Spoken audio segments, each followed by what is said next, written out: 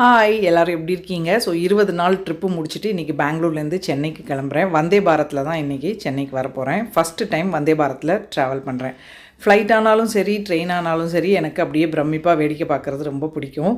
So ஏறின உடனேயே food provide பண்ணாங்க. ஸோ ஒரு ரவா கிச்சடி, வடை, கேசரி, ஒரு சட்னி, சாம்பார் எல்லாம் இருந்துச்சு. ஸோ நல்லாவே இருந்தது சாப்பாடு.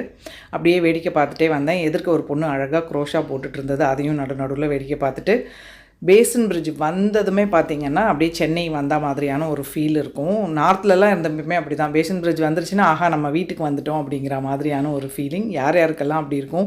எவ்வளோ தான் வெளியில் சுற்றினாலுமே நம்ம வீட்டுக்கு வர்றது ஒரு தனி சந்தோஷம்தான். ஸோ பெரிய லக்கேஜாக இருந்ததா அபி சொல்லிட்டு இருந்தான், மம்மி ஏன் இது தேவையில்லாமல் இவ்வளோ பெருசாக தூக்கிட்டு இருக்க, உன்னால் தனியாக தூக்க முடியுமான்னு. அதான் நீ இருக்க இல்லைடா அப்படின்னு சொல்லிட்டு இழுத்துட்டு வந்தேன். ஸோ அங்கேருந்து லோக்கல் ட்ரெயின் பிடிச்சி ஆவடிக்கு கிளம்பியாச்சு.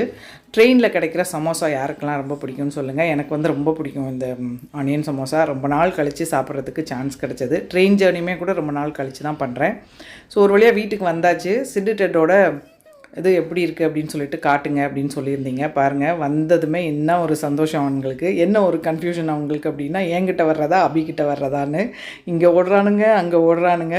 ஸோ மனுஷங்களை விட இந்த மாதிரி பெட்ஸுக்கெல்லாம் பாருங்களேன், என்ன ஒரு நம்ம என்ன கொடுக்குறோம் அவங்களுக்கு, ஆனால் நம்மளை பார்த்ததுமே அப்படி ஒரு சந்தோஷம் அவங்களுக்கு. ஸோ எனக்குமே கூட ரொம்ப நாள் கழித்து சிட்டு டெட்டை பார்த்ததில் பயங்கர குஷி. ஸோ இனிமேல் இவங்க வீடியோஸ் எல்லாம் வரும். ஹஸ்பண்ட் வந்து லஞ்ச் வாங்கி வச்சுருந்தாரு. சாப்பிட்டுட்டு கொஞ்சம் ரெஸ்ட் எடுத்துகிட்டு வீடு க்ளீனிங் பண்ணியாச்சு.